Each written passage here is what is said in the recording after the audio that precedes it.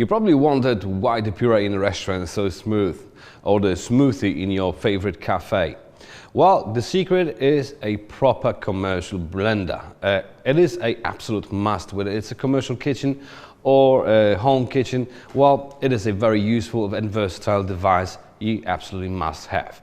So, just like the one I have here on my workbench from Royal Catering.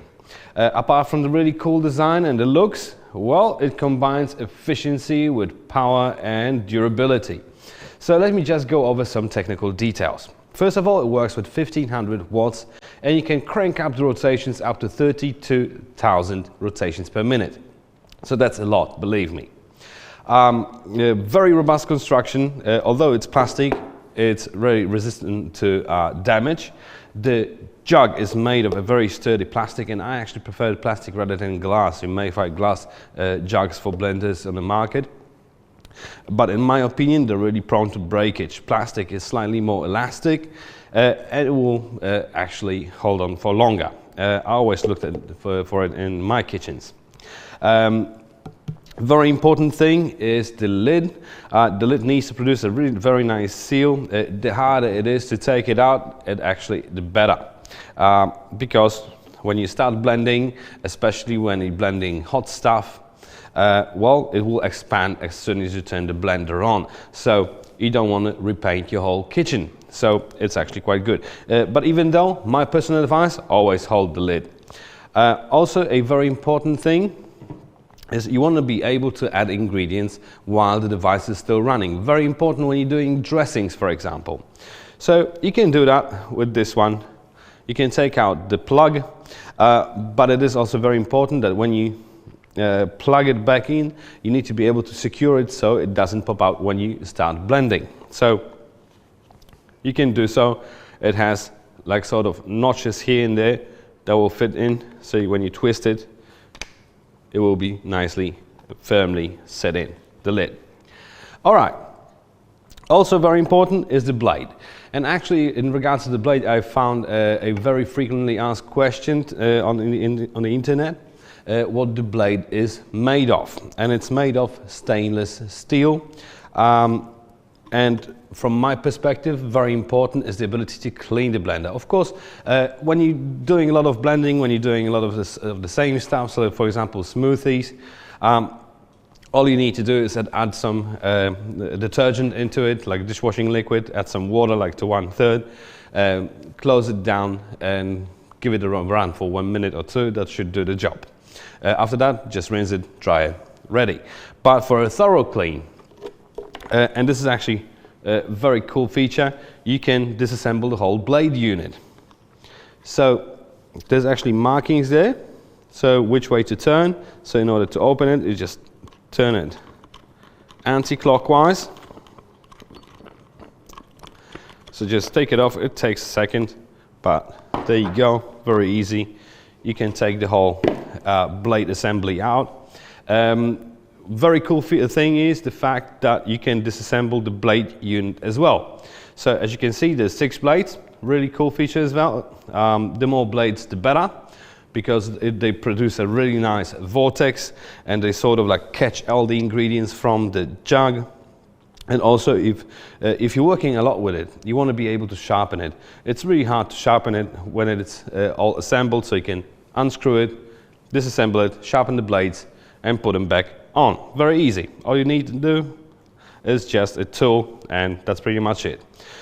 When you reassemble the device, very important to remember to align the blade unit with this opening here. It all will only fit one way, but just need to make sure that you do it right. Also, when you're putting the base back on, always check the seal, because if it's not aligned properly, well, it will start leaking, and you don't want that. It will be kind of messy. So just screw it back on. Make sure it's tight, but not too tight.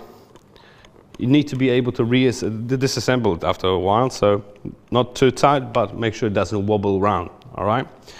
All right. So in order to blend it, start blending, first of all, you need to remember there's a safety.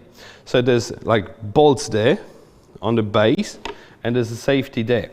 So you can actually put it in 4 different positions. Doesn't matter which way you turn it, but the bolt needs to press down the safety, otherwise the device will not work.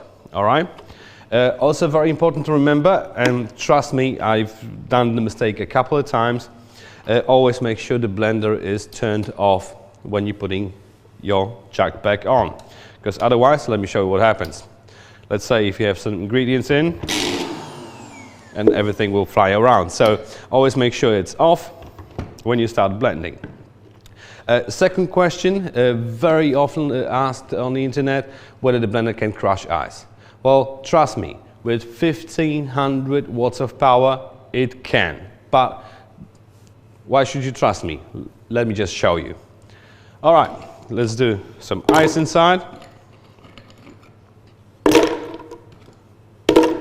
There you go, no tricks there. Let's make a, well, it's a red blender, so let's do some red fruits. There you go, the strawberries. Let's give it an apple as well, maybe an orange, just to make it really healthy. There you go, and my secret ingredients is grenadine, sugar syrup. Right, there you go. That already looks awesome. So, put the lid on. And now a couple of words about the controls. First of all, on and off switch, too easy. Then you have a rotation regulation. So you can crank it up to 32,000. It will start, I think, with about 15,000 rotations per minute, and that's a piece of advice as well. Whenever you start blending, it's good to start with lower rotations and then just crank it up as you go. Because especially when you're blending thick ingredients, hard ingredients, what may happen is you just create a void where the blending unit will keep on blending, but all the ingredients will stay up. So it's always good to start with lower rotations. Unless you want to chop something down really quickly, then you can use the pulse function. So the pulse function, basically, when you press it down, it works. When you release it, it will stop. One thing as well, I forgot to mention, in this set, you are also getting a plunger, or a tamper as some call it. So if you're blending something really thick and you see it's not catching, you can help yourself. So that's what the hole is actually for. You can use the tamper and push it down a little bit and help the whole process. All right, so let's make a smoothie. So that's going to be loud, but see how it works.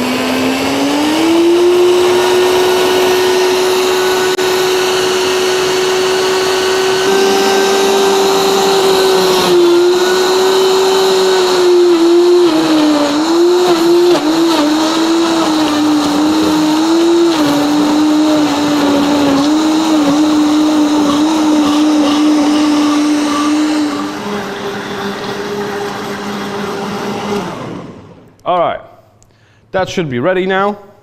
So let's take the lid off. Oh, that's beautifully smooth. There you go. Awesome. So there you go, nice and healthy smoothie. So I hope you liked the video. I hope I answered all your questions. I thank you guys very much for watching, and I see you next time.